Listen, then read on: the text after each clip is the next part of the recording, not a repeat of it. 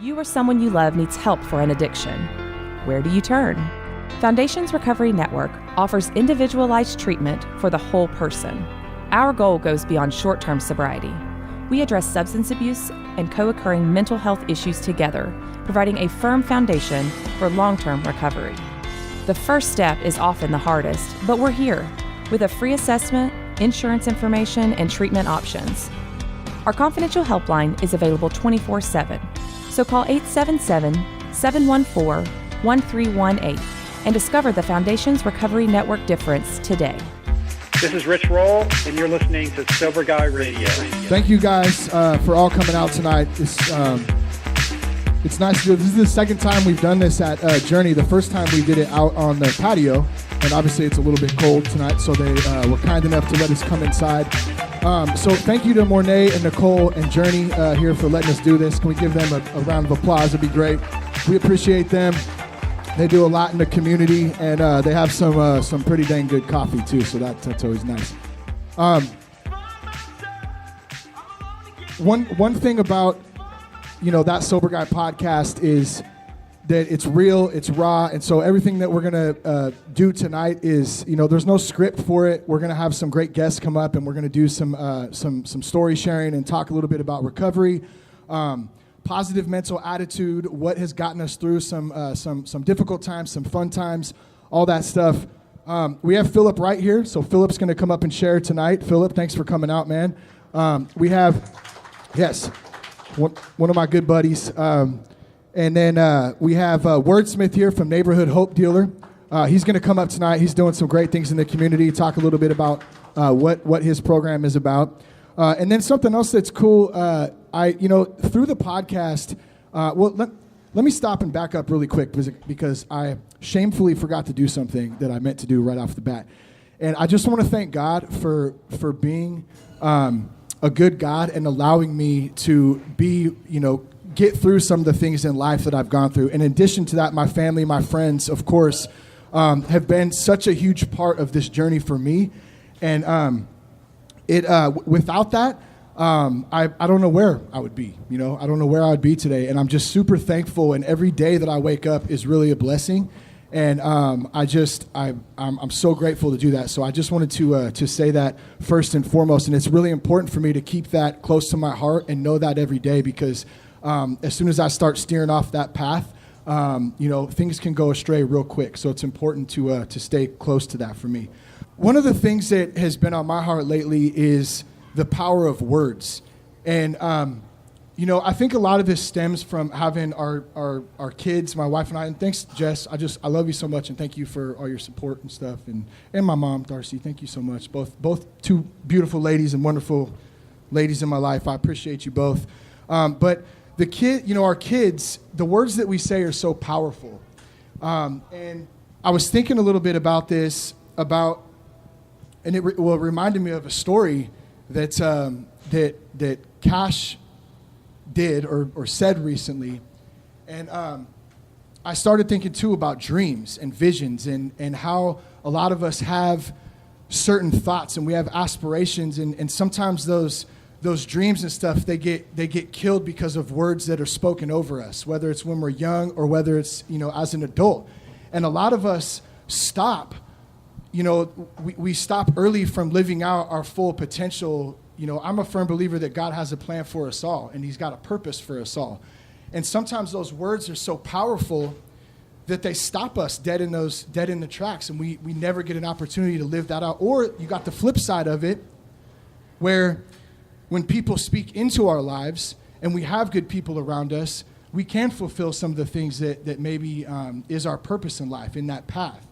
And so this brings me to the story real quick. I was sitting with Cash, and Cash is my son. He's 4. I got his name tattooed on my neck just in case I forget, because you never know. And I'm sitting there with him, and I said, "What's up, buddy? Like, man, it's so good to see you. Oh, Kane, what's up, Ken? What's up, Kane? What's up, buddy? Good to see you guys." But I said, "Hey, buddy," I did the whole dad thing too. I kind of brought my pants up, and I said, I feel like Chris Farley right now, but I'm not. I said, "What are you going to be when you grow up, man? What do you want to do, bud?" And he goes, I'm thinking like, "Man, you want to be a police officer?" You want to be a doctor? Like, what do you want to do? And he looked at me dead in the face, and he goes, Dad? I said, yeah. And he goes, I want to be an ice cream man. And I said, really? Okay. And I kind of laughed a little bit.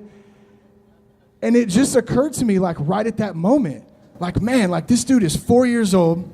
That's what he wants to do right now. That's his dream. At 4 years old, I want to be an ice cream man. And I had two options two things I could have done. I could have said, you'll never be an ice cream man. You'll never make a living that way. That's an impossible, that's a ridiculous dream right there. That's never going to work. Or the total opposite route. Man, Cash, that's awesome, bud. I hope you have 37 ice cream trucks. I hope you start an ice cream truck empire. Like, go out and get it. You can do whatever you want, man. And thankfully, that's what I told him. But I started, I take a step back and I start thinking about it. I'm like, man, those words are so powerful. And, we talked a little bit about this in a show that we did at the Phoenix Theater, and we had a guest, TJ Woodward, who's a phenomenal dude and speaker. We said it's really about, or TJ said, it's really about not learning, but unlearning. And so a lot of the time, our brains are programmed from those things when we were young, and we have to unlearn some of those things. But I want to keep it up on a positive note here in the fact of, here's kind of the point. Like, we need to be surrounding ourselves with good people, with people who build us up, with people who lead us, with people who have, they don't have to be the same. I was going to say the same interest. It doesn't always have to be the same interest. It can be different. But it needs to be people that are speaking into our lives. Like I have a lot of friends and family, and my CR group is here. Thank you guys for coming celebrate recovery. I mean, we hit that up every Monday night. And, step study, and sometimes it's a lot of work, but it's so important to put in the work and just show up. So, I don't know. I think I'm going to buy Cash a Superstar Pop when I get home. Maybe he can have one of those. We'll buy him a whole box, and we'll let him do his thing. So the way this is going to work, too, I'm going to bring Phil up. Phillip. I'm going to bring Phil up. Come on up, Phil. Yeah, give it up for Phil, everybody. Thank you. After Phil, we're going to bring Wordsmith up, and then I'm going to bring Phil back up, and we're going to open it up for Q&A, question, answers. And the other cool thing, too, I want to mention, we're recording this. So, when you participate, I encourage all of you, to everybody, you have a question or something, throw it up or shout it out. We'll put this back out on the podcast, and you'll be able to listen back to it next week, okay? Phillip Wright. What's up, my brother? Shane Raymer. Yes. Yeah, you what's up? This is a good time right now. You sound real excited tonight. I'm pretty excited. I'm pretty pumped up. I got people I love here surrounding us. Yeah. What more can you ask for? So how many people listen to podcasts, by the way? Just throw your hand up if you listen to it. Okay, cool. So yeah, that's like, Jess, you're the one, but thank you. Let's try it again. Let's try that again for the recording there. All right. Yeah, dude, good stuff, man. So how long have we known each other, Phil? It's been 6 months, a year? I don't know, something like that. We've met. It's been a year. At least a year. Yeah, it's just been about a year. We're just dating. We're still in the dating phase. Coming up on a year. I still don't know what his favorite color is yet. What about my favorite food, Phil? Do you know my favorite Tacos. food? It is tacos. Pizza, taco. I could probably switch off from pizza to tacos back and forth. It'd be great. I had to take a drink there real quick. So, what should we talk about, Phil? What do you think? I don't know. Totally put you on the spot there. Yeah. Well, first off, obviously, the foundation of this show is recovery-based, right? I always like to kind of lead into the fact of, there's a lot of things that are similar to whether you're in recovery or whether you're outside of recovery. There's a lot of similarities there.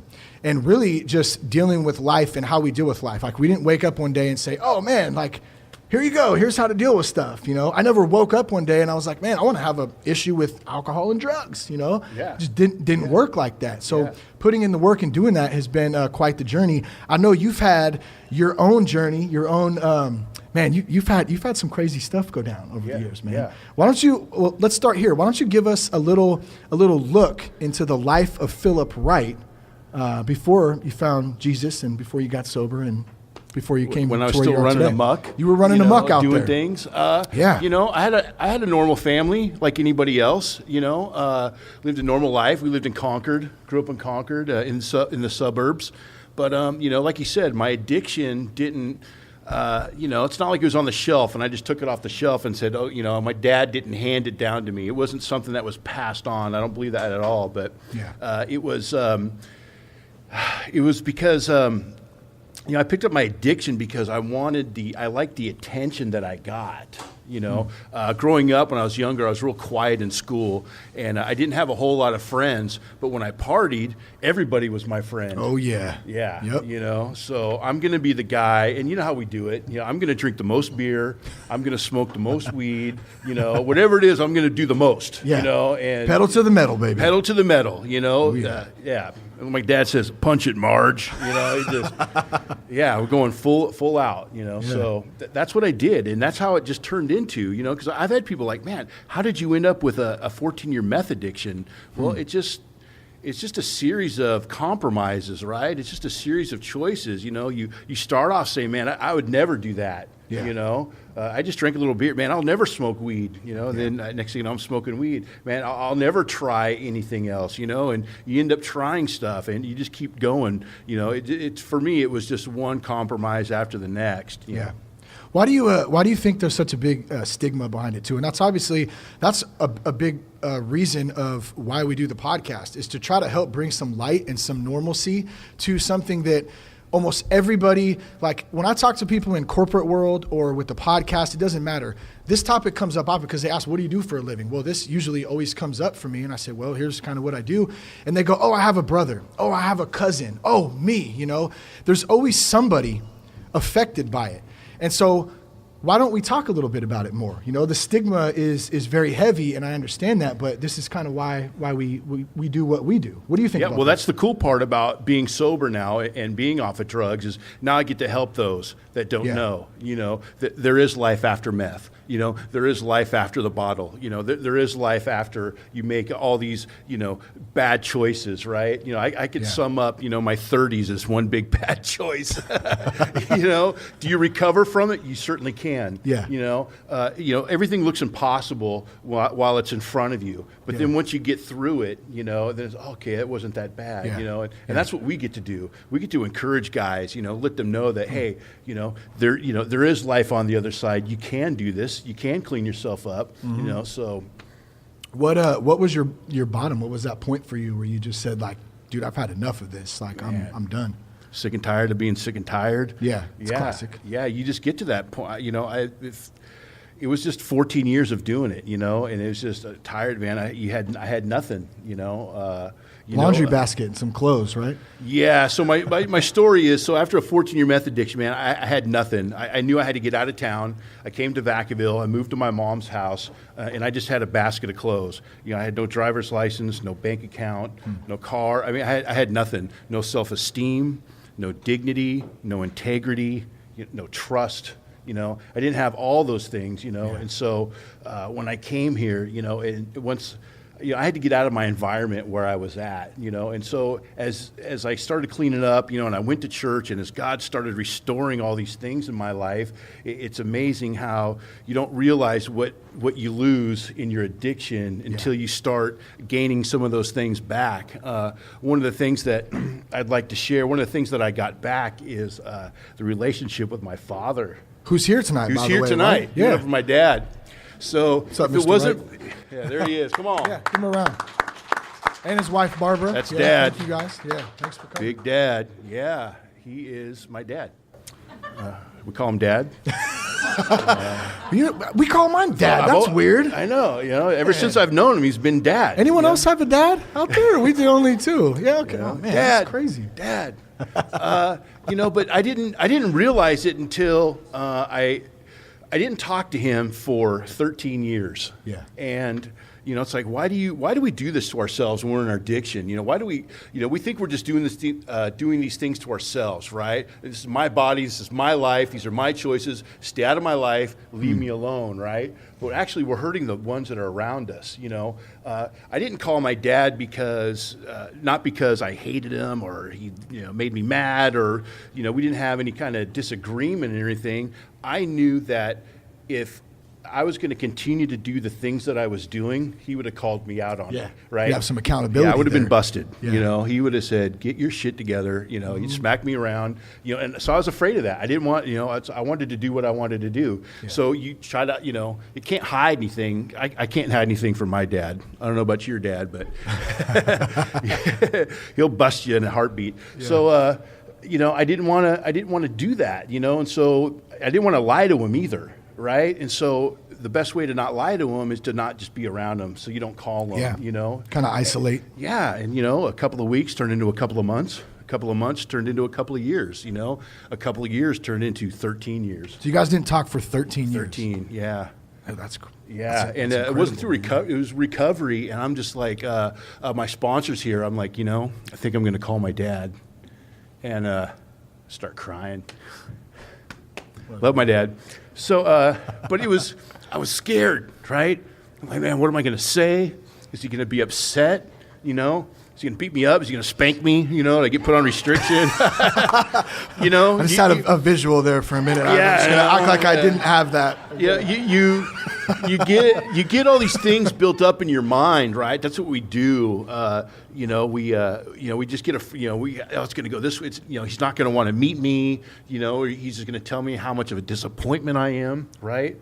Because that's what I felt like, right? Just because I felt that on the inside, like, I knew that I was a disappointment. I knew that I disappointed him, so I was afraid that all that was going to come back into the meeting, right? And of course, it went nothing like that, In fact, he even paid for dinner. It was awesome. Nice. Yeah.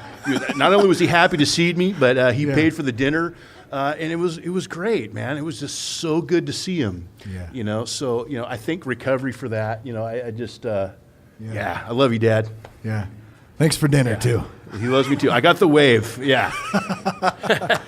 Well, so let's get into that a little bit. And, let's get into redemption. But first, before we do that, I think that's, you just really hit something for me that as I work through my own recovery, my own experience in this walk with God too. And I know everyone may have a different take on God, especially when we talk about recovery in general, and that's fine.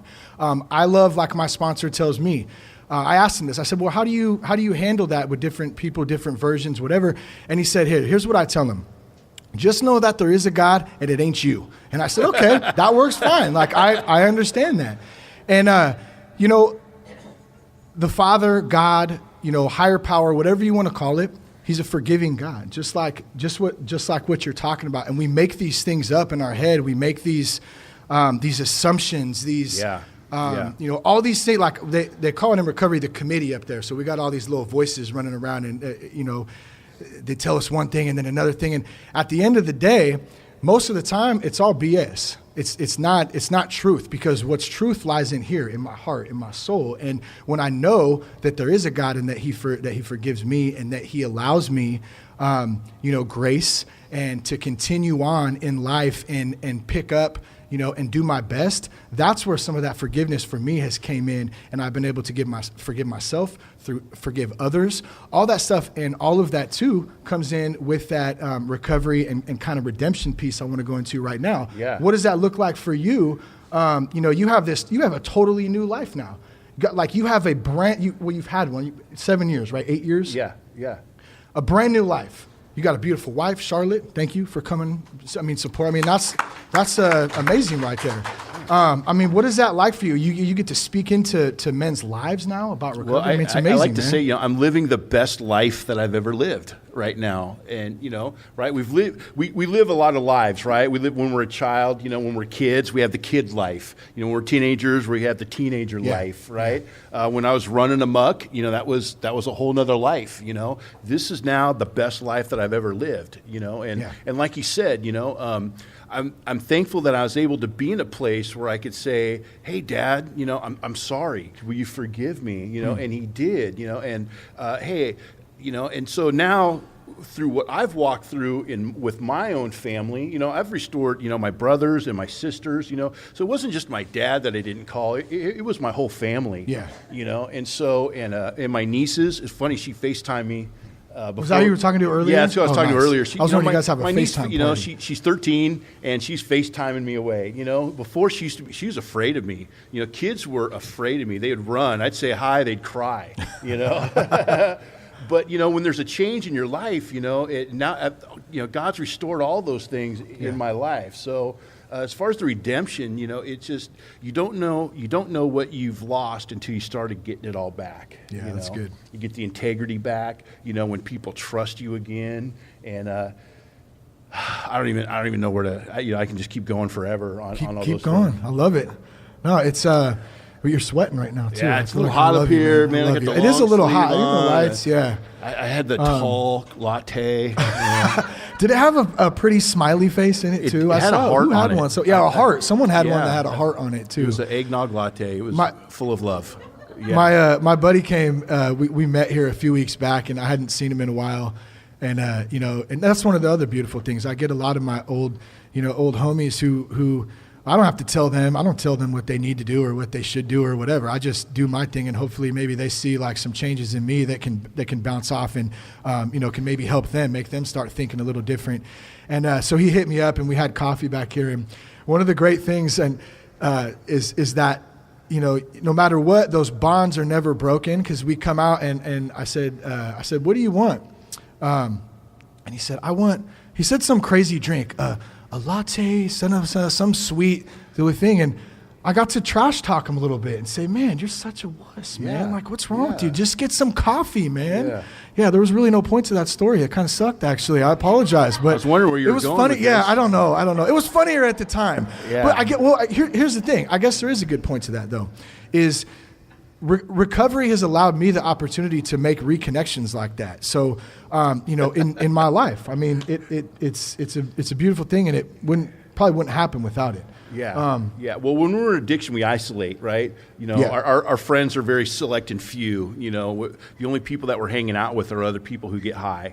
And so now that we're in recovery, right, we get to meet so many more people. Now it's it talks about it's biblical, and it doesn't matter if you believe in the Bible or not. 3 chords are better than one. We're stronger together. There's power in numbers. And so that's what the enemy does. We do it to ourselves. We isolate ourselves, and when you isolate, man, you got nothing. You got no resources. You got no help, and life just sucks. But when you have people around you, like I had somebody, because you asked me earlier, what is it like speaking life in other guys? It's like, well, it's not. I'm speaking life, man. I'm believing in them. I had someone believe in me first. If I didn't have someone believing in me, I would have probably given up. But because when you have somebody that sees something in you that you can't see for yourself, it changes you. It changes your outlook. It changes your perception. Because it does. It goes from here, from what you're thinking that you are, to here. Because when they speak that out over you, hey, I believe in you. Hey, I see something in you. You feel it. It's in your heart, and so your emotions start going. It's like, wow, someone sees good in me, I've never had anybody say that. Someone believes in me. It's hard to learn too sometimes how to accept that. I still have a hard time with that, with compliments or people speaking in like, I'm like, really? Like, oh, okay, thank you. You know what I mean? And it's like, I want to receive it, but it's hard to receive sometimes when, that goes back to what I was talking about in the intro about words that are spoke over us. They're very powerful, and they create things in us that can shape us from kids all the way into us as adults. And excuse me, that's a tough thing to step out of too. I wanted to, before I forget, I wanted to talk about uncomfortableness real quick here too, because I think it kind of plays into what you're saying, the isolation piece of it. When we get comfortable, well, let me speak for myself. When I get comfortable, I don't grow. I stay right where I'm at. And guess what? I'm comfortable. I'm real good right where I'm at, but I'm not going. And I'm not going out into the light that I'm supposed to go down. And when I do that, it means getting uncomfortable a little bit, and it's tough sometimes. Was there anybody, just be honest, who was a little bit uncomfortable coming even here tonight, just stepping out a little bit? There you go. Yeah. That's my dad, man. That's not a boy. See, Please honesty, support I me. love it. I mean, right though. He's on the team. Yeah, you do. So, okay, like our step study, for example, we got to write out the answers, they ask you questions, what was your family secret? Who do you need to forgive? Who do you owe amends to and why? It's like, it's some deep stuff, man. Not only do I have to think about it, but I got to write it down. And then once you write it down, now I got to share it with other guys, But the power in that is, it's unlike anything I've ever experienced. Yeah, they call it healing power. Healing power. I like That's it. how you get healing. Because we need to get healed up from our junk. We need to get freed up from that. And so when we identify those things that, because at first we just think that we're just, I was just drinking beer, or I was just smoking pot, or I was just doing my thing. But it's really deep down issues. For sure. For me, it was an acceptance level. I wanted to be accepted.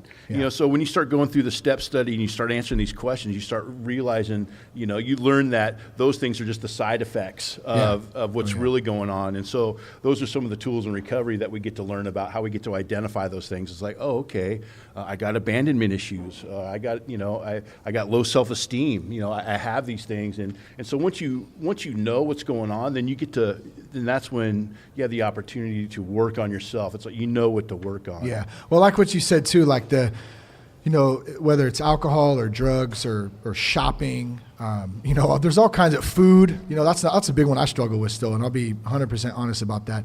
With food or with sugar, for me, sugar is a drug too. So yeah, it's great. I don't drink alcohol or do drugs anymore. That's awesome. But man, I'll pound down a whole box of freaking Oreos. Yeah. You know what I mean? And I eat food like 3 times a day. Aren't you supposed to do that, Phil? When I wake up, it's like the first thing I think about. I want food. Breakfast. Better than cocaine. Yeah. Yeah, it's crazy how what we find comfort in, and so, emotional eating. I didn't know that was a thing until I got sober, And 'cause I never got like, why do people like cry and watch? They say they watch a movie and watch a chick flick and eat the ice cream and I'm like, oh, now I kind of know why, because I don't do any other stuff. Yeah, well, and so those tendencies. Can I tell you a story? Please, I tell you a story? Please tell us a story, Phil. Please. My wife, she is my wife Charlotte. She loves organic, natural, healthy. She's all about, we're going to live long together. I want you to eat right. We don't have hamburgers and French fries and things in our house. That's like, those are bad words in our house. That's illegal. Yeah, and so early on in marriage, marriage is it's up and down. We have a lot of good days, and sometimes you have some bad days. Well, I remember we had a bad day. We got in an argument, and actually, you know what I did? What? I went to Wendy's. Did you get this? You got the square patty? Did you get the double patty? I got a big Baconator. The Baconator with Baconator large fry. I'm like, I'm going to show her. Diet Coke? Was it Diet Coke? No diet. Because sometimes that makes people feel better. I got me a large I'll take a Diet Coke. Baconator fry. I'm like, I'm going to show her. And I'm just like. Now, let me ask you this. Did you stuff the bag down underneath the seat or stuff it at the bottom of the garbage so nobody would find it? That's a classic one, I did. Too. I hid it. I knew it. I did. I knew it, Threw Phil. it out the window. I knew it. Yeah. Oh, you littered. Yeah. You littered. Yeah. Oh, goodness. You were breaking all the rules, man. I was like, man. Oh, we got some friends. Yeah, we got some friends trying to come in late. Nice. Better late than Jason never. and Gina. Cool. Hey, when they walk in, let's just all clap when let's they get do in it. here. Yeah, please. Hold on. If and when. Hey, you guys can go around the outside there, the outside gate. Okay. I think they locked it. But actually. But I don't know. I just thought that was funny. It's like, I'm going to show you. Oh yeah. I'm going to drink poison and hope. Well, I'm going to since you busted yourself out. Okay, hold on. We got to clap here in just a second. Hold on. All right. Woo! Jason and Gina. What's up? Jason and Gina. Yeah. In the house. What's up, guys? We love you guys. Right on for coming. We love you. Thanks for coming. Yeah. Heck yeah, man. So since you busted yourself out, I'm going to bust myself out too because I got a class 1 and I'll keep it quick. Jess will send me to the store. She'll go, hey, babe, we need taco sauce. We need some almond milk. We need some lettuce. And I think that's it. And I'll say, okay, cool. I'll go. I'll go right now. So I'll go out. I have a sick fascination with Hostess cherry pies. They're only $1 at checkout. So same thing, you're going through the line. I'm going to take the cherry pie. I'm going to stuff it down in the car, and then I'm going to hide the box underneath the seat and just be embarrassed and shameful afterwards. I just ate another cherry pie. God, that's so terrible. It's the same type of thing. So my point being, we're constantly working through this weird. stuff, right? Why do we do that? I don't know. And then I don't go to the gym because I'm like, oh, you're such a piece of shit. You ate cherry pies and tacos last night. You might as well not go to the gym either. And then you don't end up going for, a month, a year, and it ends up being 13 years. And then you call your dad and he takes you out to dinner and, there it is. Yeah. So what's your favorite step? Let's get into that a little bit. Okay, my step. Let's talk about some steps. You guys know the steps? Everybody know 12 steps? Yeah. 12 steps? Yeah. You heard of those? Yeah. My favorite step is step 10. Does anybody know what that is? We continue to take personal inventory, and when we are wrong, we promptly admitted it. Yeah. Continue to, what does that look like? It's a tough one. Yeah. Here's why I like it. I like it because, I don't at the end of the day, sit down and make a list. Okay, what did I do wrong today? What did I do right today?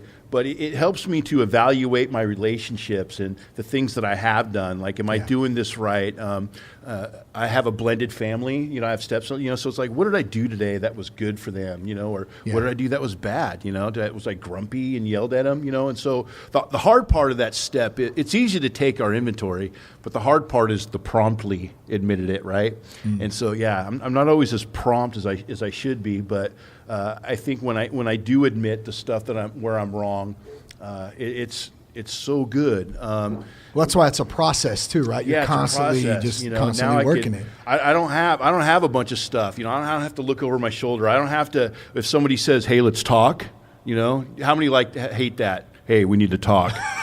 Oh no, we're gonna have a man-to-man. What did I do now? And you have to start thinking. Well, when you do that 10th step, I don't have to. When someone says, "Hey, let's talk," it's like, okay.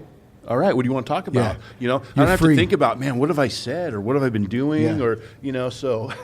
Well, I just thought about something too. And can we just, we have a, Kenny, I'm sorry I'm going to do this right now, but we really do. Vacaville has one of the finest police forces out here. My good friend Kenny Meek is here, Officer Meek. I just appreciate you, man. Thank you for coming out. And the only reason I say that too is because it's kind of funny. What you're saying, I still look at my rearview mirror sometimes because I used to drive with no insurance, no registration, no license. I did that for a long time. That was just the way that my life was. And I still find myself occasionally, not as much anymore, thankfully, but I'll be driving and I'll go, oh shit, there's a cop. Oh, it's like, oh yeah, I have insurance. I have a license. I have, I'm definitely far from perfect. That's for dang sure. But man, I have some normal things that I don't have to trip on that stuff anymore for. And that's a beautiful thing. Yeah, that's awesome. I like to actually drive up next to the cop, and look at him, get him to look at me. You ever they get never that, look Ken? at you. You guys never look at us. I'm looking. I'm like, hey, I'm sober. Yeah. Pull me over, fool. I'm sober. Yeah. Give me a sobriety test. They never look at me. I'm like, wave. If they do, I wave, and they take off. Get That's the good, salute, the one finger wave. Yeah. Well, Phil, we got a few more minutes, and then we're going to bring Wordsmith up here. But so you recently took a trip to the Philippines. So I want to talk a little bit about that. And you actually have another trip coming up where you're going to the Philippines too. In February. Yeah. I had the honor of, it was just, talking about recovery and things that happen in our life, right? What's new and what's different. It's like I'm leading a missions trip to the Philippines. It's like, wow. I never thought that I could ever do anything cool like that. And last year was our first year. I got to lead with my wife. We had 11 people, and it was amazing, man. We got to go to a lot of schools. In the Philippines, they can't, children, if they don't have school supplies, they can't go to school. Yeah. So we got to bless them with backpacks filled with school supplies. That's and awesome. So, we're there with presents. Every school that we went to, man, they were just screaming. One of the funny things, one of my favorite things from there with the kids, the team was getting the stage ready for something, and all the kids were lined up, and they're all just looking at me. And I just remembered this video where the little baby, the guy's going, ugh, right? And the baby was doing it too. And they're all looking at me. So I just go, "Rah!" And then there must have been 300 kids. They all did, "Rah!" All together? Yeah, all at the same time. And I go, "Rah!" Oh man, it was awesome. And when we're leaving, man, they're all doing like this. They're showing me their muscles. Just genuine happiness. Man, though, it was just so cool, Yeah. It just being myself, and just connecting with the kids like that. The other thing was I got to speak in the Bahal District Jail. And it's like, wow, I never thought that I'd What was that like? I never thought that I'd speak. They come in, they line everybody up outside their cells, and then they sing a song for you. Really? Do you want to talk about? Yeah, sing it. You want to talk about awkward, It's like... Oh, okay. They're like, okay, Pastor. They call me Pastor Philip. That's my Filipino accent impression. Yeah. Pastor Philip. It was, I'll give it a 3. Sorry, thanks. It's cool. But good try, though. I appreciate it. Pastor, say something, Pastor. I'm like, Check, what do check. you say? I had no idea what to say. I'm like, so I'm like, how do you say thank you in Philip? What Tagalog? Yeah, how do you say it? And right now I forgot. What is it? Salamat po. I'm like, salamat po. It was horrible. I felt so awkward, but they're all, hey, then they all clapped. I'm like, okay, got through that, But the cool thing was I got to share my testimony. And one of the things, so I had this room full of people, and I shared my testimony. At the end, man, they all raised their hand for salvation. We passed out Bibles. Nice. And and when the guys that came up, they wanted me to sign their Bible. I'm like, I didn't write this book, I'm not that guy, I showed up with a laundry basket and some clothes. Yeah, I'm just this dude, I'm here. And that's pretty cool, though. Yeah, it was. So I it made me feel weird, like I didn't want to sign the Bible because I don't feel like I'm that kind of a person. Jesus. But I don't know if he'd like that too much. No. Here's what this guy said to me. It just, he was like, hey, will you sign my Bible? Because every time I open my Bible, I want to be reminded of your story and what it means to me. And it hit me right here. So I'm like, okay, what was your name? And so I signed the Bibles, and I tried to just and just encourage them. I have to keep going back to what worked for me. And that's what I can do. So I was encouraged to get where I'm at today. So I just encourage those guys, even though they're in jail. But encourage them that there's life after, and there's life for them when they get out. Yeah. So you're going back coming up. Back. And thank you for sharing that too. I think it's phenomenal, and it's also great. I mean, you're going back now. So you and Charlotte are going. Yeah, we're going back. Which is soon, right? January. Yeah. So you can go on my Instagram _Philip_W. There's a link in my bio. It tells you the whole story. And if you'd like to donate, shameless plug. If you'd like to donate, help support me. That'd be awesome. But you can learn all about the trip. And if it's something that you're interested in, we're going again next year too. So come on. So what do you want to leave for everyone here tonight? And then also, obviously, this is going to go out to the podcast next week. What's your last parting words of advice or thoughts or anything to maybe someone out there who's struggling with addiction, or maybe has a loved one who's struggling with addiction? Well, I think my theme kind of tonight was you can't do it alone, right? Yeah. And so, hey, don't be afraid to reach out. Don't be afraid to pick up the call and to call somebody. It's not as bad as you think. Yeah. It's not. It's not. So. There's always some hope, man. Yeah, that's good stuff, brother. Thank you. Give it up for Phillip Wright, everyone. Let me get a hug, man.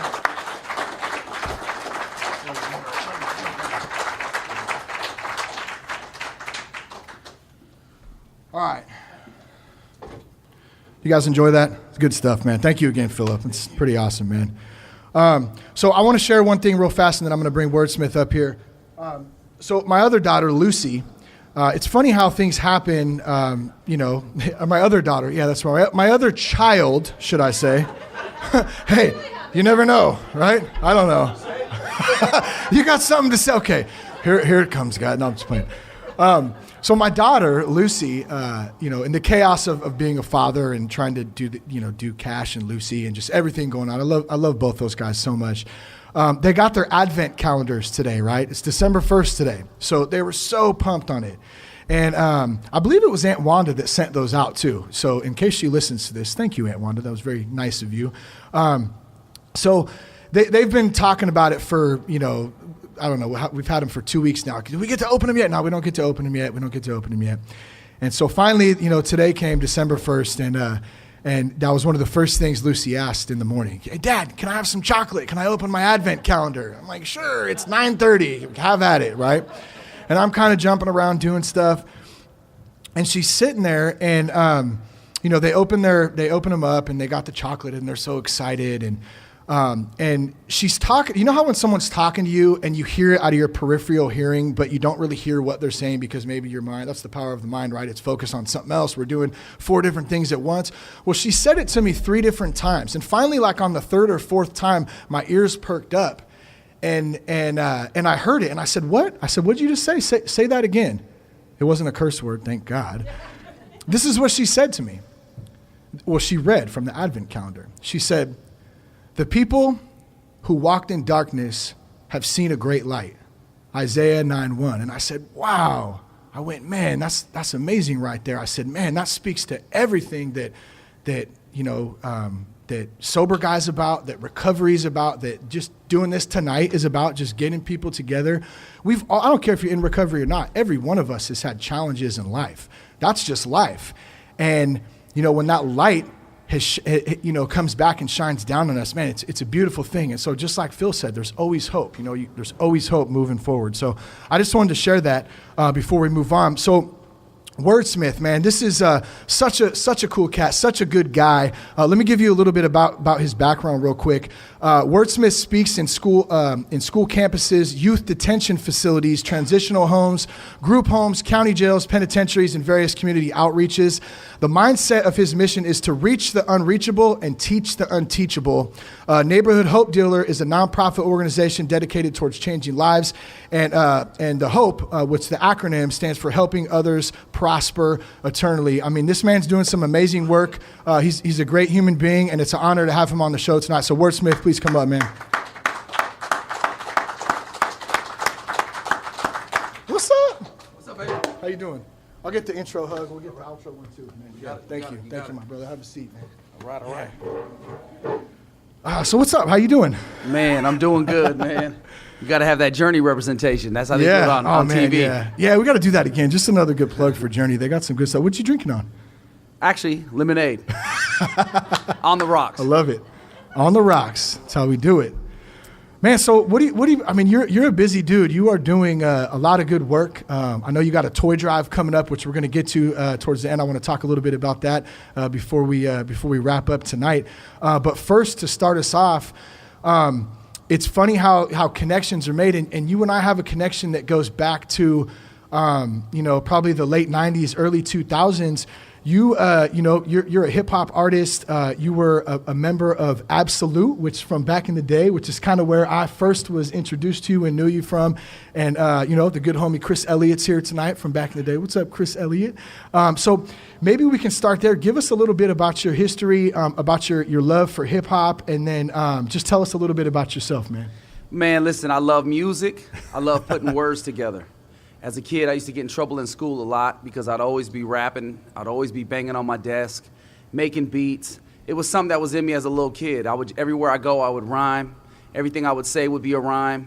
And so Absolute was just a bunch of friends that were together, and we started rapping and having fun, and then we started doing shows, and then we started, making music, and then we started recording, and then everybody in the neighborhood started listening, and then everybody in the city started listening, and it's 2018 going to 2019, and he's bringing it back up again because he listened. Isn't that crazy, man? Absolutely. Well, I remember one of the first shows was at the Live Music Center, and it was like Absolute and Papa Roach, like at the old Live Music Center, a little hole in the wall. And, some of those times were some good times. The Vacaville music scene had it cracking off back then, man. So it was good stuff. So a lot of the stuff, if we fast forward to today, man, I said it in the bio, you're speaking in jails and schools, group homes, a lot of good work that you're doing. How did you start Neighborhood Hope Dealer? Let's kind of backtrack there first, actually. To be honest, it was pain. For a long time, I faced a lot of depression. For a long time, I faced drug addiction. I faced years of penitentiary incarceration. I was getting in trouble left and right, and I never understood why I had to go through what I had to go through. And then when I gave my life to God, I ended up surrendering my life to Jesus, it was crazy because he took all that pain and made it the preparation for my purpose. And one day he whispered in my spirit, he said, I've called you to be not a dope dealer. I've called you to be a hope dealer. And nobody had been saying those words. Nobody had said hope dealer. Nobody had any organizations. When you looked online, there was no such thing. And so I thought that was amazing. And so I said, God, how do I do that? And he said, I'm glad you asked. How do we open ourselves up to hear that? I mean, I don't know if there's a specific answer for it, but I mean, in your case. There was a scripture in the Bible that when I was high, I used to smoke daily, drink nightly, every single day. I was trying to find peace. I was trying to find my identity. I was trying to find who I was. I was miserable. I felt empty on the inside. And so I started seeking God. As I would smoke, I would talk to him. I didn't have any religious back. I don't know anything about I don't know any of this church stuff. I don't know none of that. All I know is I'm getting high every day, and I would sit in the parking lot as I smoked, and I would start seeking God. And I would say, God, I need help. And then one of the key things I said one day is I said, if you don't help me, I'm going to die. And it was crazy because when I came to the end of myself, it's then that I started hearing who he was. Wow. And so I started hearing this voice, seek and ye shall find. And I kept thinking, seek and ye shall find. And I would smoke some more. I thought it was just because I was high. I didn't know what. And then one day I went to church, and it was Harvest Church in Vacaville. And then we're talking years ago. I mean, so long ago I was skinny. But the thing about it is they were talking about seek ye first the kingdom of God and his righteousness, and then all, not some, all these things shall be added, not achieved, added unto you. And so I thought to myself, wait a minute, man, seek. So he wanted me to seek who he was. And everything will be added. I don't need you to worry about achieving anything. All I need you to do is keep coming. And so when I smoked with him. When I drank with him. And all of a sudden, he never judged me. He never criticized me. He never analyzed me. He never ostracized me. He never knocked it out of my hands. He cleansed it from my heart. And I put it down. And so as I kept seeking, I started growing in this relationship to where it was real. It wasn't what a preacher told me. It wasn't what a deacon told me. It wasn't what my friend told me. It was what he told me. And so I had to go through that to understand that. I love that, man, because I think that there's a common misconception between religion and a relationship with God. And that's kind of what you're getting at. Can you elaborate on that a little bit more? A lot of people go to church but never really get to the one who they're talking about. And it's sad because I see it. I go to church after church. I believe in one body. I believe in all of them. Some people will get so caught up in the building, they forget about what it really means to be the church. We're created to be the church, not to go to church. So long story short, they don't have any power. They don't have any victory. They're still living the same cycle in their life, but they know the dance steps. They know the word. They can preach the Bible. They can tell you everything and tell you when you're wrong.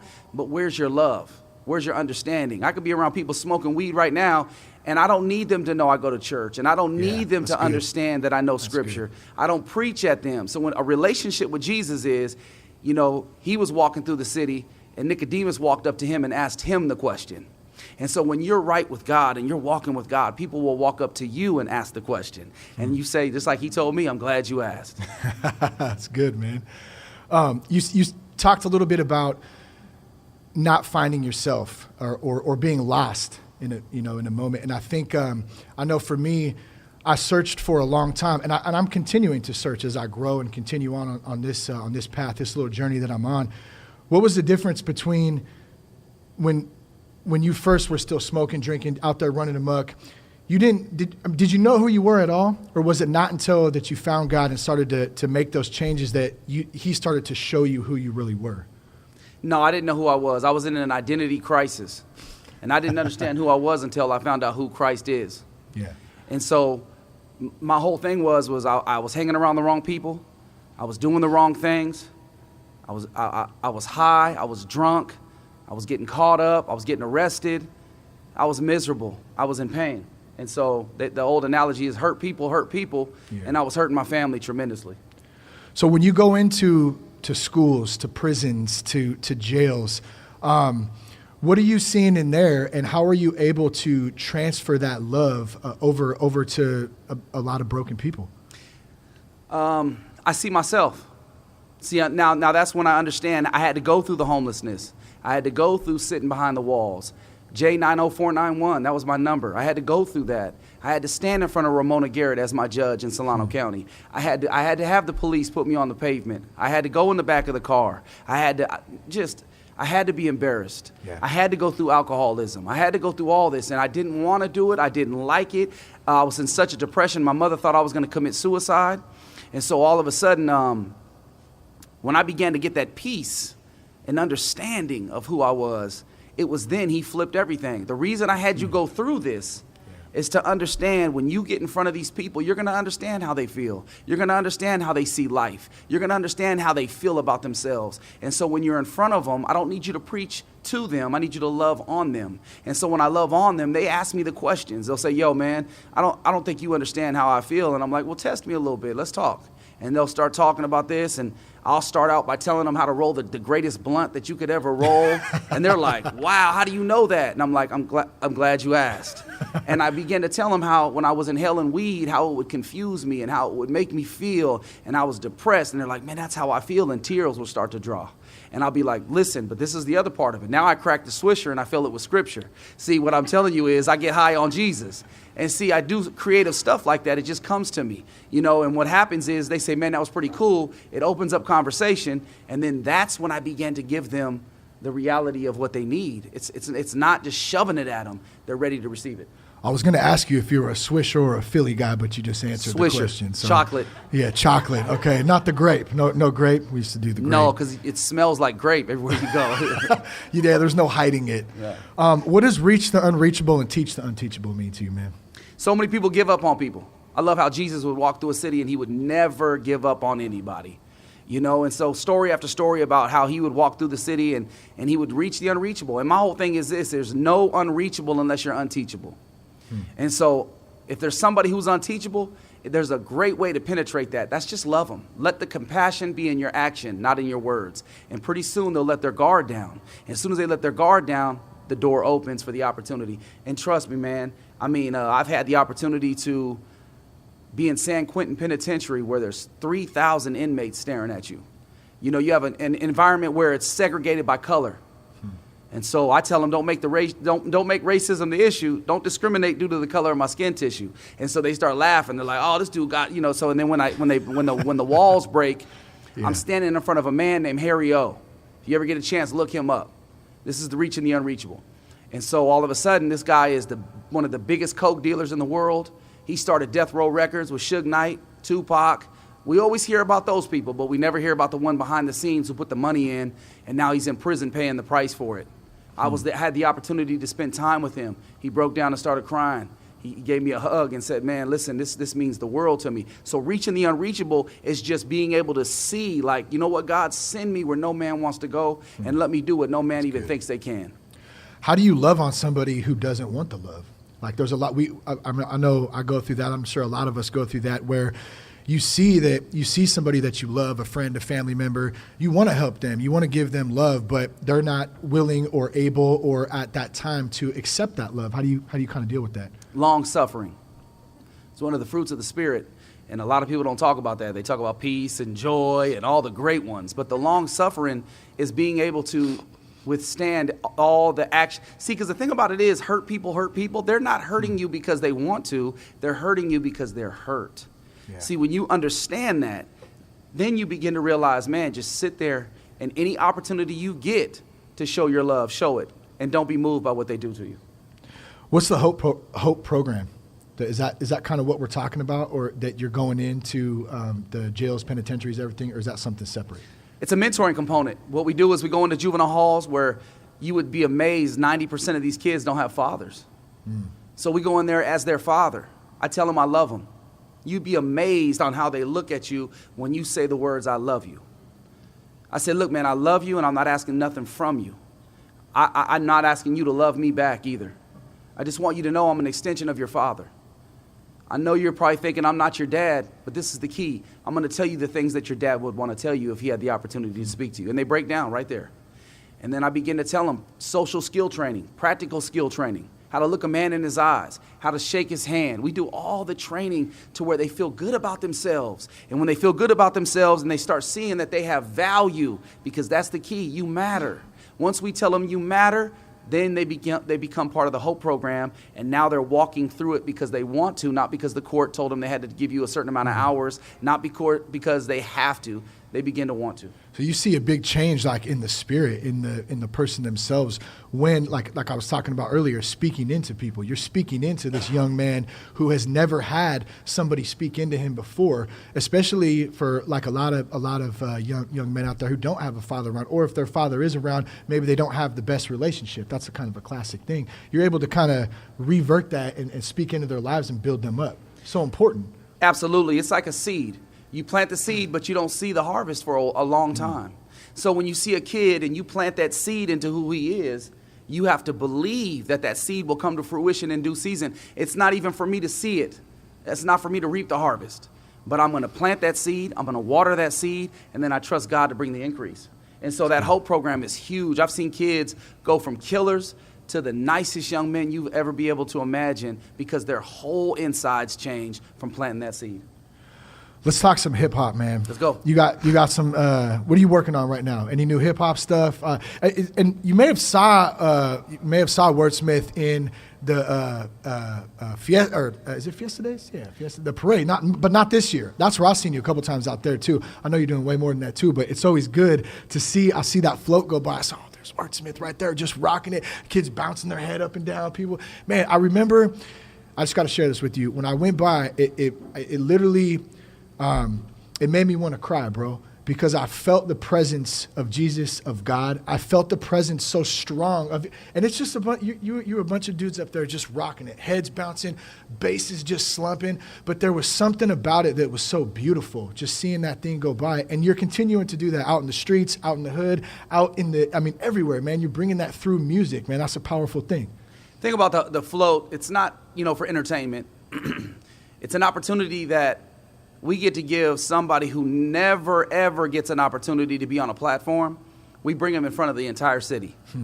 So everybody on our platform is from prison, an ex-drug addict. They might be a drug addict at the time. You never know. But at the end of the day, we bring them on that platform and let them be seen, because if they can see the future of what the greatness they have and that's waiting on them on that float, they can experience it for that moment they're through the city. Then they realize, wait a minute, I understand what you're telling me now. Yeah. God has a plan for my life. And so if we go city to city and do all kinds of parades, the reason we weren't in the parade this year wasn't because we didn't want to be. They wouldn't let us be in the parade this year. It was okay. We said, sometimes it's not for our understanding. But we literally said, okay, no problem. We'll see you next year. Just brought up something really, really good. I just thought of it's not of your understanding. I can't count how many times I've sat there and said, why? Why this? Why that? This fly's kicking my butt right now. Why did this happen to me? Why did I lose that job? How do you deal with the question of why? I mean, like you said, it's not from my understanding, but I feel like it's a normal thing to ask that question. How do we kind of deal with that? It's very simple. If God don't open the door, I'm not Jimmy in the lock. And what I mean by that is he knows the whole story. I only know part of it. What if we were out there on that float this year and somebody was a gang member and he was on the float and now we're all shot up because his rival was watching? What if there's so many scenarios that God might have just said, not this year, we're shutting the door. So when you let him lead, we follow. Yeah. So back to the hip hop thing too. What are you listening to right now? What's some good positive hip hop? I saw you did some work with Bizzle, with Seven. I love the video, by the way. It's got like over 1 million views. Kenny actually told me that. When I saw Kenny, he goes, man, you got to link up with Wordsmith. He goes, man, did you see the video on there? It's got like over 1 million views. I said, man, that's amazing, bro. Just people just pursuing that. Awesome. Yeah, music is a tool. I mean, especially when I go to jails, like I said, racism is heavy. Satan uses that so heavy. I mean, if you're a rapper, you have to be black. That's just how it is. And it's crazy, man, how he's lodged himself in there. But so when I come in and I start rapping, and all of a sudden they see I'm not black, but yet I'm as gifted as I am, it opens up their heart to receive. So God gave me the tool to do just that, conduct surgery on their hearts, but allow him to work through me. So I'm not really trying to do a music career. I gave up music. I was like, you know what, Lord, I did that when I was dealing drugs, when I was out there doing wrong. I'm done with this. And he was like, nah, you're not done with it, but just let me lead. And so I've had the biggest artists. You say Bizzle, you say Seven, you say, they seek me out. See, one of the things is that I don't say that because I'm so good. You take good and take the O out and slide the D over, it's because God. It's because when you seek God, greatness will seek you. And so I didn't understand it. And the music for me, you get big. I mean, real big. I was in another city today and a guy just flipped out. He goes, "Oh my goodness, it's you, man." And I was looking at him and I'm thinking, my mind is, do I owe you money? I don't know. I don't know. But he was like, "Wordsmith, I know you." And see, the music will put you on another platform, right? But I didn't use it for that. I used it to when I was in San Quentin, they said, go ahead, it's all you. And they handed me the microphone. First thing I said was, "God, what do you want me to speak?" He said, "Nothing. I want you to rap." And see, rap ain't nothing but radical, anointed preaching. When you understand how rap works, then you begin to understand what God is doing through that tool. If you ever want to know Jesus was a rapper, read the Beatitudes. Right? Man, dude, so much good stuff, man. I think you're just blowing my mind right now, dog. It's just like, it's so good. Let's talk a little bit about acceptance and surrender. I think those are two big words, especially in recovery, just in general. I know my battle, my struggles, battling those demons, going back and forth, man, just when I'd get to a point, the enemy would infiltrate and say, "Nah, you don't need to do that," or you're not like them, you can't do this. How do we get to a point? I mean, is it pain? Is it desperation? Is it anger? I mean, what do you think? What's your take on accepting right where we're at in the moment and then surrendering? Failure. If you don't accept, you're gonna fail over and over and over. So God gave me this quote one day. He said, "A winner is a failure who will never quit." And I kept hearing it over and over. And so I said, "Lord, what do you mean?" He said, "When you surrender to me, you go from earth to heaven when you die. But when you submit to me, you bring heaven to earth while you live." And I said, "Wait a minute." He said, "All you really need is me." And when you can understand that, that's the acceptance. Like, I really don't care what people think of me, to be honest with you. I'm almost arrogant. And it's not arrogant in my abilities, arrogant in who I am. It's arrogant in who my Father is. And so when I mess up, I fess up. I'm like, "I blew it, man, my bad." I had a situation at work where somebody thought, that I did them wrong. And so I said, "This is a great opportunity, God." He goes, "I know." So I walked in front of everybody and humbled myself and apologized. And I wasn't even wrong. Somebody said, "Hey, man, you weren't even wrong." I said, "The relationship means more to me than being right." And I said, "But making my Father pleased with me means more than any of what I just said."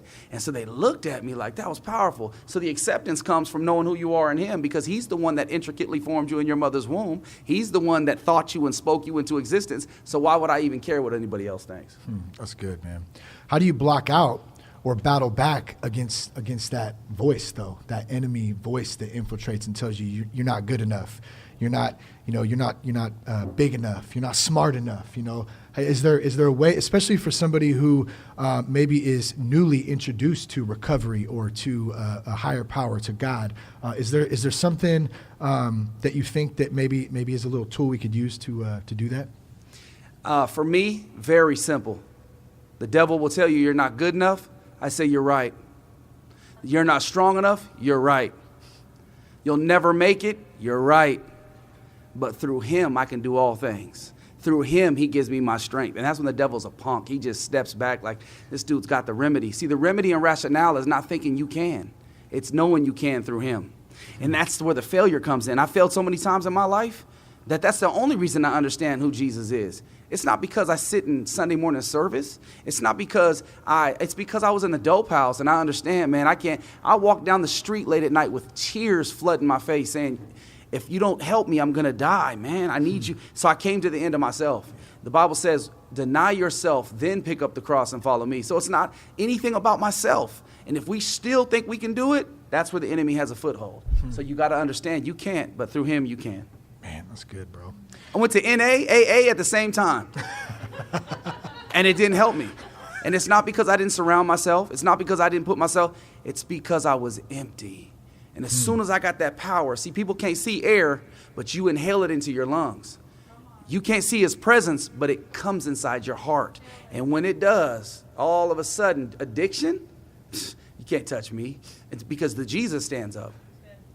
Swollen, huh? Yeah. Just like yoked up. And don't get it wrong. I mean, sometimes, the devil knocks at my door with discouragement. He knocks at my door with frustration. He knocks at my door with failure. He knocks at my door with temptation. I just look through the peephole and say, Jesus is for you. That's good, man. Yeah, give it up for that, man. So many good things. So what's up with the toy drive coming up, man? I know you guys have done this for a couple of years now. Tell us a little bit about that. I think you have a show coming up, too, on the 15th, right? Yeah. After the toy drive or during, or what's that? So we have a toy drive, and that's simply to engage communities. I'm not into toxic charity, just throwing toys at kids and feeling good about myself and going home and eating and celebrating.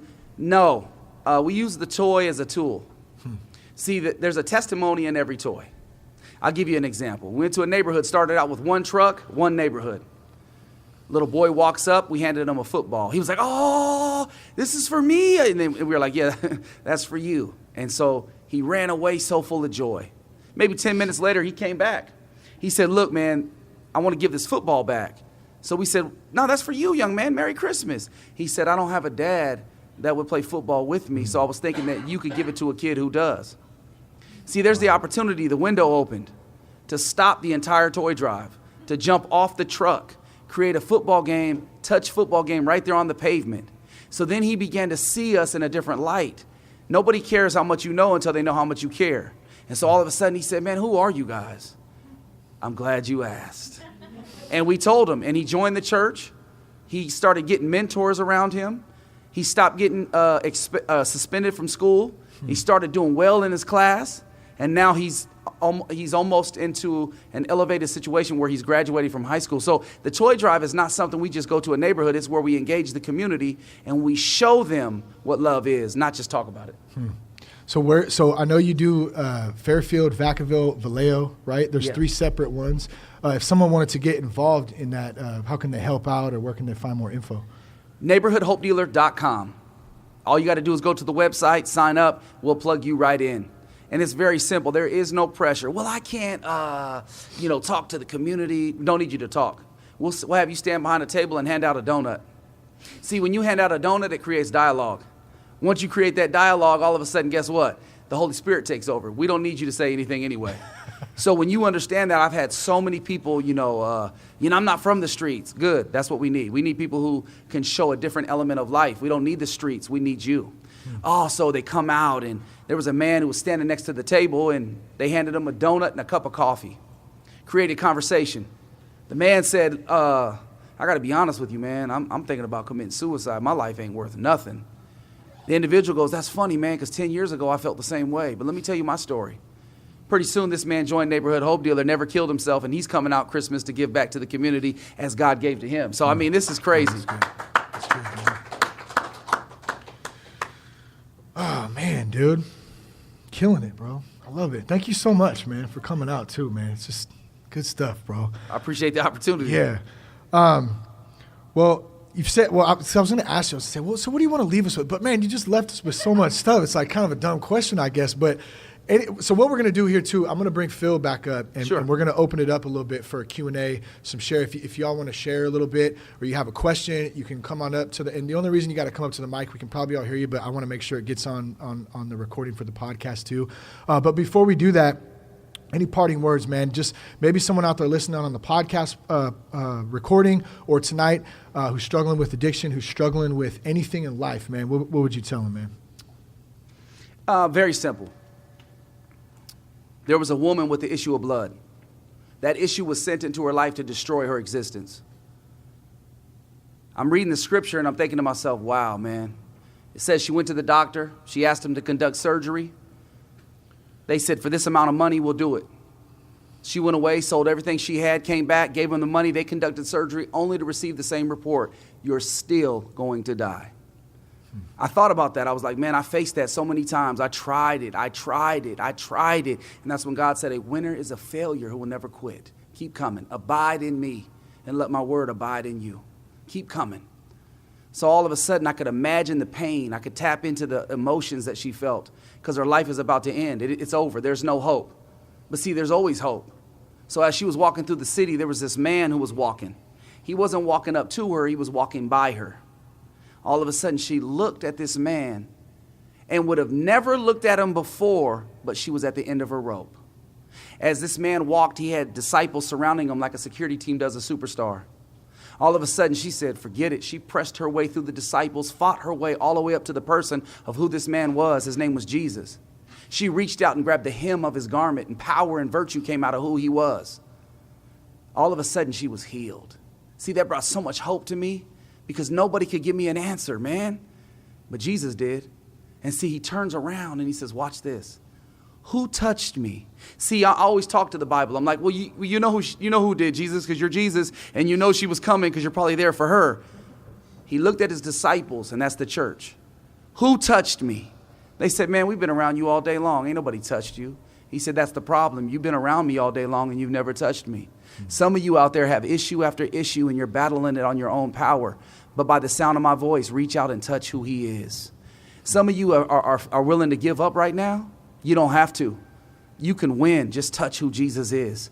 When you reach out and touch who he is, see, the Bible is who he is. In the beginning was the Word, and the Word was with God, and the Word was God. That's who he is. And when you understand that, reaching out and touching it is not physically touching your Bible. It's believing what he said. And when you believe what he said, the power and virtue will come out of the Word, and it will heal you right where you are. I can't wait to meet you one day. My name is Wordsmith, and I am your neighborhood hope dealer. Give it up for Wordsmith.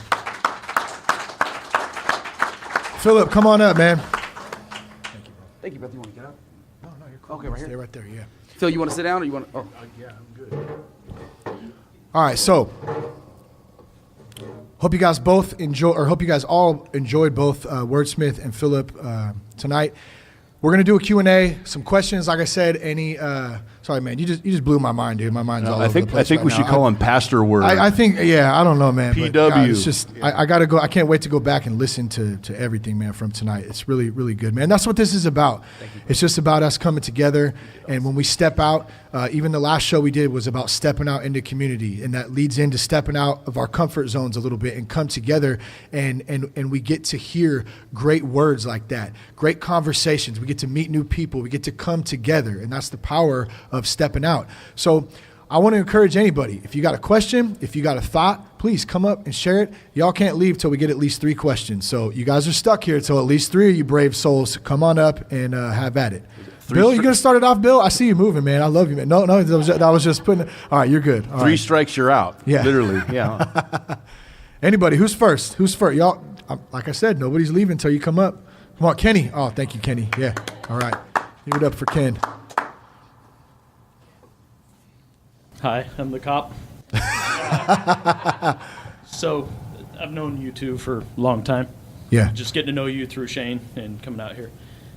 My question is, I'm out on the front lines. I see the face of addiction day in, day out at work. From recently as young as 12 years old to, hell, up in 70s, 80s. Mm-hmm. What would you say to someone like me to help reach those people? You know, I know, where do you say at the end of the rope, but recently the ones that have been hitting me are these 13, 14-year-olds that are out on the streets, sleeping on the streets right now. They have no family. I'm trying to reach them, but it's talking to a wall. So. Go ahead. No, go ahead. Okay, so, I had... So along lines of what Wordsmith said, when you plant a seed in someone's mind, you don't have to see the fruit of it. I had a cop tell me once I was in a house. It got raided. The police, I was in the right place at the wrong time, and and it was scary. They kicked the door in, get on the ground, the whole 9 yards. And I had this cop. He said, "What are you doing here, man? These ain't your people. It's not your tribe. You don't belong here." And when he said that this is not your people, this is not your tribe, that stuck with me. It made me think about, like, man, what am I doing? So yeah. I think you have to just see the treasure in people, right? We know that there's treasure in these young kids, and we know there's treasure in people, when they don't, we're going to love on the people that are not lovable, right? And we're going to try to reach the ones that are not reachable, but when you plant that seed in somebody, you have no idea. You have no idea how far that will carry somebody. That's the answer right there. Just keep planting the seed, keep watering it. But one of the things that I've always lived by, which was motivation, there was a young man who everybody gave up on. And there was one man who came into his life. And he looked at him with his heart broken. He just looked at him and kept speaking that value into that young man. And then all of a sudden the picture changes, and that young man actually became an older young man. He was still young. He was about 30-something years of age. And he went to that man and he said, "Thank you for never giving up on me." And when the camera shifted, the little boy was Denzel Washington. I don't know if you've ever heard his story, but he's one of the greatest actors, producers, executive producers of all time. And to piggyback on what he said is the man who kept speaking into his life never was told he was going to be a multimillionaire, never was told that he was going to be one of the greatest people of film. He just knew that he saw that treasure in that young man. And like Phillip said, he kept speaking to that treasure. A lot of time we speak to the failure, but speak to that treasure and watch it come to fruition. For you as a cop, and I know it's difficult, we do classes inside juvenile hall all the time on kids hating the police, right? And so we do role play, and the thing about it is it's easy as a cop to become injured, man, because you deal with all that nonsense on the streets every single day. And I tell the kids all the time, I'm like, so let me ask you this, and I paint a picture of a person and how they come out into them streets full of treasure. And all of a sudden they get dumped on, spit on, cussed at, guns pulled, and they're like, "Yeah, man, I'd bust back. I would hit them again. I would go right at them." And I said, that's what cops do. And they realized what I just told them, and they fell for the same thing. I said, cops are just people. And you being a person, you're susceptible. I know we're tough, and we go out there, but we all need Jesus. As a police officer, we need Jesus to deal with our injuries so we don't become hurt and then hurt people, that we become healed and help people and speak to that treasure, man. So hopefully that helps. Yeah. Thank you. Thank you, guys. Yeah. Thanks, Ken. Thanks, man. Good stuff. Who's next? Question, thought, idea, anything? We got 2 to go, so you guys can just sit here and stare at each other, I guess, until somebody comes up. Come on. Who's brave? Shane, you got something? You want to say anything? No? Big kids, No? step study guys, come on. Come on, Shane. Yeah. Hey, I want to give it up for Shane real quick. Shane, I hope you don't mind me sharing real quick, man. So I met Shane through our step study. We do a Tuesday night step study. It started out with about 35 guys, and I think it ended up about 10, 11 of us. And we meet every Tuesday, and we work the steps, and we've formed some very strong bonds together, and we've got to watch each other grow and come together as men and talk and learn how to communicate as adult men. That's extremely difficult for a lot of dudes out there. And Shane, man, I've just seen this man grow so much in the last 6 months. He came in calloused and just, you know, he was set in his ways, and I've seen God just do some amazing work in this man. And I love you, bro. And I'm great. You brought your son here tonight, man. That's just awesome, man. So thank you, dude. Thank you. I don't mean to bust you out like that, but I love you, bro. Phil, man. I'm gonna have you step up on the mic too, because I want to make sure we get it on the Hey, recording. Phil, it's great to hear your story, man. I love you with all my heart, man. Like I said in the step studies and stuff, you helped me get through some horrible things, and so I appreciate that, brother. I don't know you personally, but man, you know, I'm glad my son came with me because, you know, I grew up just like you. I grew up in and out of struggles, in and out of jail, and you know, it's great for my son to see this because he needs this. You know, he sees dad as, you know, Sure. you know, just a guy that goes to work now. And it's great to let him experience these things and understand that no matter what you go through, no matter what you see, no matter what you do, there's always a better, you're 6 feet above ground, man. Come on. And, I mean, that's the most important thing is you look at life and you kind of forget what you have somebody else don't have. Come on, man. And to hear your story, man, it's right on, man. So I appreciate you coming out here. Thank you, man. Like I said, I'm glad my son got out here to hear Phil's story and hear your story, man. It's you know, it's important, like you said. You know, a lot of kids don't grow up with nothing. You know, they grow Right. up without fathers. I grew up without a father. You know, 6 years old, I lost my father, and you get that void, like you said, you feel that emptiness. Sure. And kids, we need that as fathers. And you know, by the way, to the police officer over here, man, thank you for your service, man. Thank You know, we glorify the gangsters, we glorify the streets, we glorify the wild lifestyles. We forget what happens when you get away from that. You know? Right. We all get old eventually.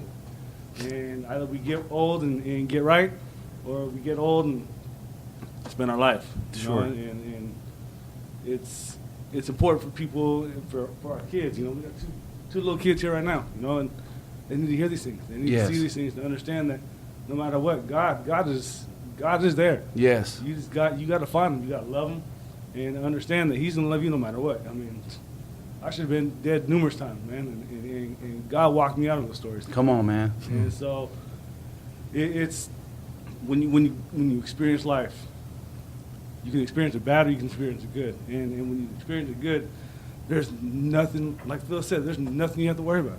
You don't have to walk around. You don't have to worry about nobody knocking on your front door. You don't have to worry about the police. You know, you can wake up and know that everything's gonna be all right.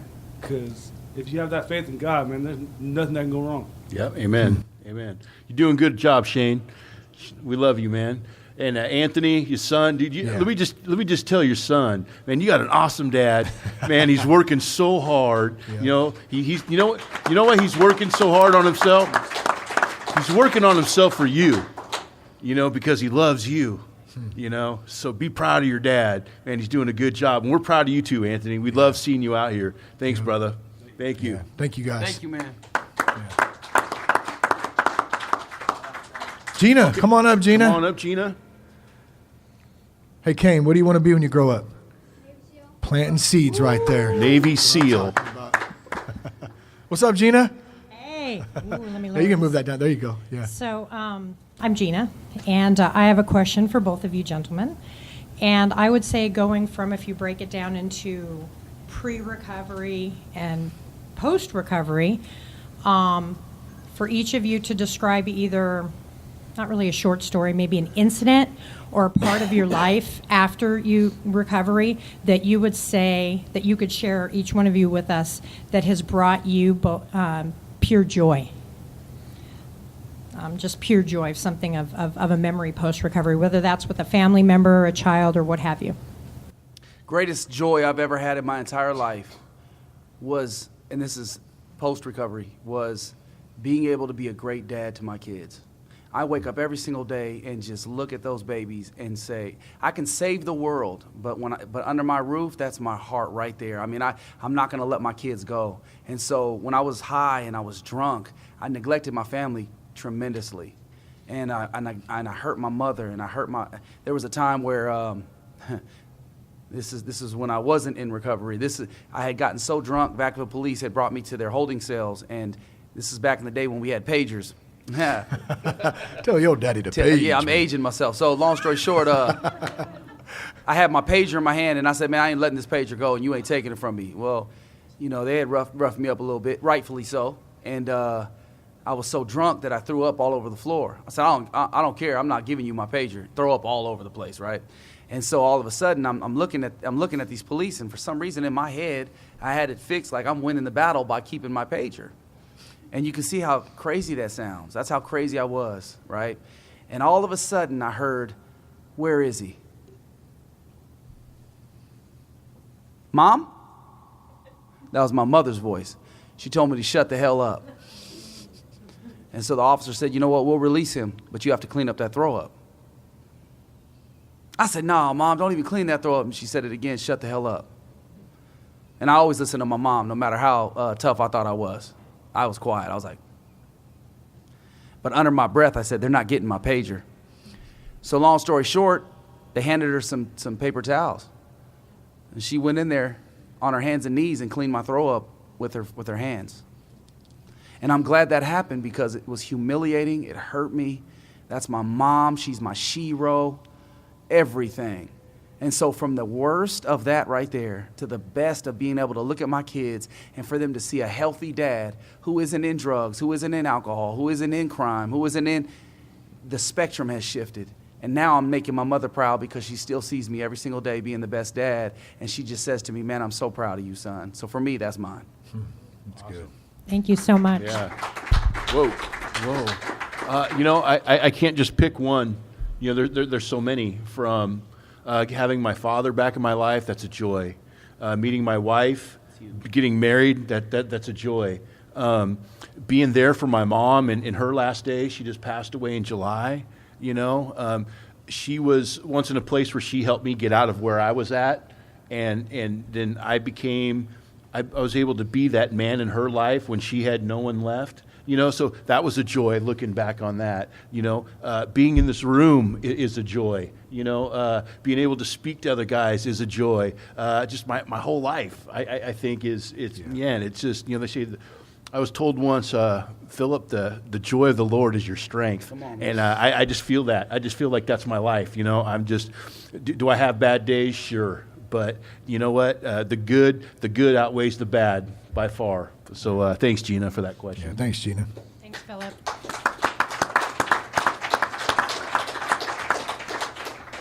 Who's got another question? Who's got another thought? That's 2. Who's up? Come on. Oh, Nick. What's up, Nick? Come on, Nick. Oh, was it 3? I can't count. I don't know. Who knows? What's up, Nick? What's going on, guys? All right, quick question. I know some of you guys got kids, so how are you ensuring that your kids don't go down that wrong path or make that same mistake you guys made, or, you know what I mean? So for me, I don't think that there's any way to ensure that, because they're their own kid, they're their own people, and I think they're going to make their own choices. You know, at the same time, I think that number one, you know, I'm very proud to say that, like, my kids will never see me intoxicated. They'll never see me high. You know, not the way that I grew up. I saw that every day. And whether I like it or not, even though I told myself until, you know, I was, I think, 12, 13, 14, that I was never going to drink, I was never going to smoke, I was never going to do drugs, I ended up doing that at, you know, starting at 14, 15 years old. And so I think setting good examples, number one. And then number 2, Jess and I have both, whether it's, you know, drugs, alcohol, we've even had the sex talk, not with our kids yet, but just between ourselves about, we're going to be honest with our kids, and we're going to be upfront with them. We're not going to try to hide anything from them, because you know what? They're going to go to school and they're going to hear. As a matter of fact, I just had a conversation with Cash, my 4-year-old, today about cursing. Now, if I'm 100% honest, have I set the greatest example for that? Probably not at certain times. You know, and so that's something that I'm still working through myself. But I have to be honest with him and talk to him. And so I think communication and keeping that line open, that's probably been a big one for me. And I'm sure, Jess, you'd probably agree with that too. Yeah. Or not. I don't know. I didn't mean to speak for you. Yeah. Yes. Okay. Or just have your kids watch Cops. You know, see, drugs. Yeah. Going in there for drugs. Yeah. You know, I'm in a blended family. You know, so I took on teenagers. You know, and but they know who I am. They know what I'm about. You know, I think transparency is really key with your children. You know, I think the more you try to hide something or demonize it, you know, I think that's the wrong direction. I think when you're open about it, like, hey, you know, there is this, I think if you have a hell's hot and it's getting hotter, and if you don't repent, if you're going to do those things, you're going to burn, you know, that's the first thing they're going to go do. You know, so I just think having the transparency, like, oh man, I've made those choices. I certainly hope that you don't either. You know, and I've had that conversation with my teenagers. You know, she was 16 at the time, and she had some bad company, and it's hard to tell a teenager that your friends are a bad influence, right? So all they hear is, you're telling me that my friends are bad people. You know, and so it's hard to have that conversation, but I think it's important that you do that. You know, they're not a bad person; they're just a bad influence. You know, and when you're together, you're not making good choices. And you know, when you have that dialogue with your kids, I think that's the world of difference for sure. No, you can't spend the night at Timmy's house. Yeah. No. Yeah. Stay away from the Ramers. What you got, Wordsmith? I think for me, raising my kids, and one of the great things he said was choices. I didn't raise them to just do everything I said. I would give them the opportunity to make a choice. And I always tell them, I've been your age, you've never been mine. And so they look at me like, but I said, you know what, I'm gonna tell you my experience in your scenario. And they would listen to it. And I know a lot of parents, they would say, no, you ain't going, and that's just what it is. So the kids kind of rebel a little bit, and they battle. The reason I know that is because I was one that did it. And so I would look at my kids and I would say, well, why do you want to do that? It's like cognitive thinking, right? You make them think, and they'd be like, well, because, Dad, and they'd give me some crazy answer. And I'd be like, all right, so do you hear yourself, though? And they'd be like, yeah, but I can't explain it. And I'm like, all right. So I would let them go through it. Then they would come back and say, Dad, you were right. So they think I'm God, to be honest with you, because I've never been wrong. It's not true. I've been wrong a lot. But I let them make choices. And they've worked there so the threat isn't there anymore. They don't battle me anymore. They actually ask me for advice. Dad, what do you think? What did God tell you? And I'm like, it's crazy. But I say, what did God tell you? Yeah. My son came home one day, or he texted me. And he said, I'm about to fight this kid. He went to Wilsey Wood. He goes, I'm about to fight, Dad. And I said, oh, man, that's great, bro. I said, that's what God told you to do? And he's like the greatest pause ever on the text message. You know when it's like, it's going like this? And he goes, no. And I said, then why? Just answer that. I mean, if you're going to fight, we know the consequences and you're going to have to face it. But why? I said, let me ask you the second question. Did you even pray about that yet? So I try to have them think. And so it's not a threat anymore. It's not Dad's just going to say no, so I'm not even going to ask. I actually say yes to some wild stuff. And then they go, I didn't think you were going to say yes. And I said, I wouldn't, but you'd understand the consequences of this. And they've become great individuals. I mean, that guy, my son never fought that day. He hit me back, says, hey, we're cool now, Dad. I ended up having a great conversation. I was like, see? What'd you do? He goes, I prayed. You told me to pray, right? I said, yeah. I said, but at the end of the day, it's not just for that situation. It's a principle that you live by in life. And so now he's going to be a firefighter. He's going to be working for the city of Vacaville. And so I'm excited for him. But long story short, that's what it is. Choices, man. Yeah, that's good. Thanks, Nick. Thanks, Dad. Yeah. Awesome. Anybody else have a burning desire, as they call it sometimes? Anybody? All right. So I think what we're going to do here, we're just about close to wrapping up, but I have a friend of mine, Maegan Kenney, who came all the way out from Boston. Straight from the airport, right? Maegan came straight from the airport. You want to come up and chat a little bit? Yeah, thank you guys. You guys are great. Yeah, thank you.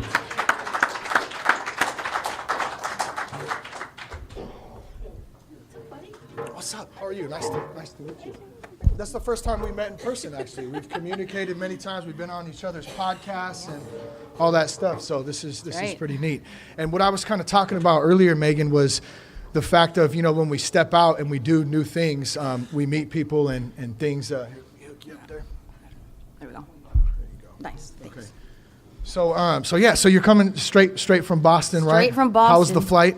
Not bad. A little longer than I hoped, but Congrats on the Red Sox win, by the way. Wanted to let you know about that, even though diehard Oakland A's fan here, it's a little bummed. So tell us a little bit about yourself and what you do. You started the Addictionary Podcast. I thought it was great when I believe it was your producer, also a friend or family member, Nicole, who reached out and said, man, how do I start a podcast, this and that? And we kind of hooked up and went from there, and it was nice. That's kind of how we got introduced. So, so what's up with you? Yeah, things are going good. So I'm from Boston. Hi, everybody. Nice to see you all. So I'm 6.5 years in recovery from opioid addiction, primarily oxycodone, and then obviously graduated, like most people, to heroin. My dad also struggled with addiction, so I experienced that as a child. And, fortunately, through both of the ways in which we've achieved success in our recovery, we both now host a podcast together, which is a blast. And the goal with that is to really show people kind of like what the healing can look like in a family that was really devastated by addiction intergenerationally. So my dad suffered with his dad as a raging, violent alcoholic, and then really kind of took on his own addiction, and then mine developed. But now it's just so wild. I mean, I'm sure many of you can identify with kind of the blessings that come in recovery, but I'm third year in my clinical PsyD doctoral program, so that's a huge bonus of my recovery that I have to thank for that, for sure. Well, yeah, so going back to school and struggling with addiction yourself, like you already mentioned your father, and what's up to Big Bobby out there, right? What's up, He's BK? Doing well back in Boston. And now you get to turn it around and do work that you enjoy to do and give back and serve. How much longer school do you have left? So this is the third year. I technically have 2 more years, but I have my master's too in counseling. So I've been in the field for a while, and it's a beautiful thing to have walked the shoes of the people that you're helping. and be able to connect with them on a compassionate level that maybe somebody who didn't have the lived experience of that insidious pain may have had. So I value the pain and the suffering that I went through to get here, because if it weren't for that, I wouldn't have the ability to be able to kind of step inside the shoes of my sick clients that are coming to me for help. Well, and one obviously, well, maybe not obviously for everybody, for those of us that do this, day in and day out, we hear a lot about the opioid addiction. It's an epidemic right now. We hear about it on the news. It's all over the place. There's young kids dying every day. I think it's like 192 or something. I don't know, something. It's a lot. Yeah, it's a lot. It's a lot of kids and I say kids, but because many of them are young adults. What are you seeing out there? That of the kids, young adults, people coming in that are addicted to that, and what is going on to help stop that? So, I mean, in Boston, there's a big push for medication-assisted treatment. We have an area called it's Mass Ave, but we call it Methadone Mile, and I actually was down there for breakfast randomly a couple weeks ago, and was astonished by the number of people that are struggling, homeless, and addicted on the street. So I know people are passionate to do something to help, and I think the addiction professionals at the big, hospitals that we have in Boston are using kind of the medical model to treat it. And, and obviously the abstinence community is huge in Boston as well. So I think everybody kind of has their idea as to what the solution is. And from what I understand, the death rates are decreasing thanks to Narcan, but the overdose rates are actually increasing. So. What is Narcan for those out there who might So not Narcan know? is the antidote to an opioid overdose. So it's essentially the same thing that's naltrexone that you hear about as medication-assisted treatment, which is the same thing essentially as Vivitrol, but it's fast-acting, it's kind of in and out, and it pushes the opioids off of the mu receptors in the brain and then allows the person to kind of come back to consciousness. But they're finding that people are needing, and this is common across the country, but multiple doses of Narcan to bring them back. So you and your dad started this podcast. It's great. How has that been working with your father? It's awesome. What is that like? He's the comic relief for me. He's 71, and I force him to get his butt moving, and we have to record, and it's just great because we have a blast with it, and it's a really serious subject, and I think we see so much pain and suffering when we talk about addiction that we really try to give kind of that sarcastic, light humor to the subject, and we really have a blast doing it. But we also talk about very serious subjects, of course, and I love being able to connect with professionals in the field and have them come on the show and really talk about kind of the different pathways that people are exploring, particularly now with trying to find the solution to the problem. So we try to keep it as well-rounded as possible. Well, and well-rounded, and you kind of bring up, too, you talk a lot about a lot of serious stuff, and Phil and I have had this conversation before, too, just about finding the comedy and stuff, finding the lightness in some serious things can really help as a healing tool, too. So I know you guys have a good time. You guys get to talk to a lot of different people. You're also, I wasn't going to bring this up, but, what the heck, Chris from Dopey was one of your good friends. So in the podcasting community, there's there's a lot of shows out there. One of them, the Dopey podcast, and Maegan was really close with Chris, who was one of the hosts of the show. He had how many years sober? Almost 5. Almost 5 years. Yeah. He was going back to school.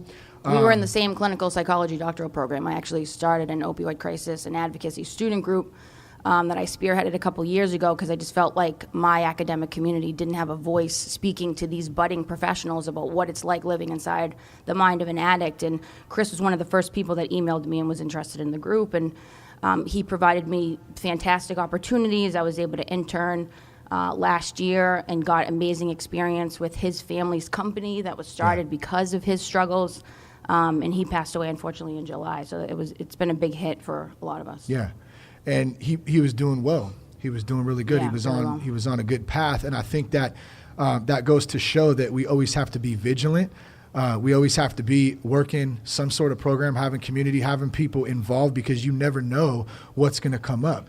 And so, like you said, that did hit the community very hard. And at the same time, I think it, if we can find positivity in any situation, that showed us what we need to be on the lookout for. Is that just when, I'm not saying Chris thought he had it figured out or anything. I'm just saying in general, just when we think we're okay, we got everything going on. No, that's not always the case. We always got to be fighting, got to be there working it.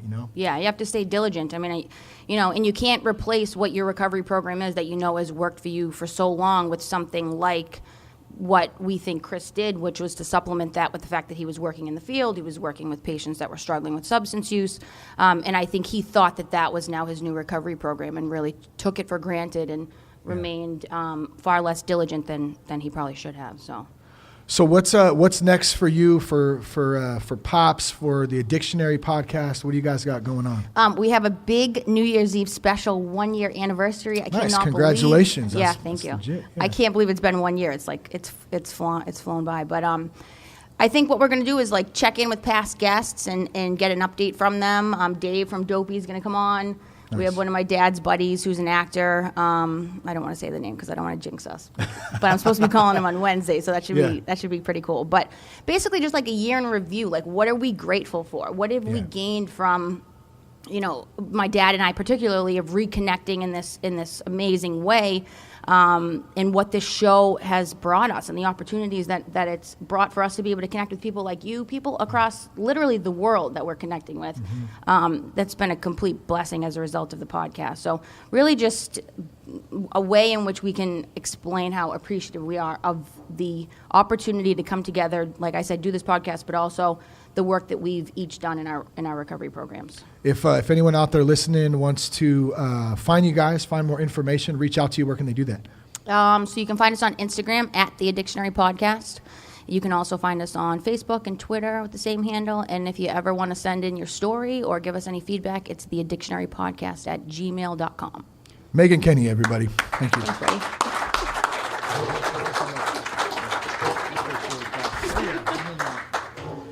Guys, that concludes the show tonight. I hope you guys had a great time. I appreciate you guys. I love all of you. It's really an amazing thing to get everybody out here and all hang out. So thank you again. Be sure to tune in. This will go out sometime next week. So you can go on iTunes, Spotify, any of the podcast platforms. You can go on the website, thatsoberguy.com. And I guess I'll end it like I normally do. Peace, love, and respect, and keep your blood clean. Thanks, guys.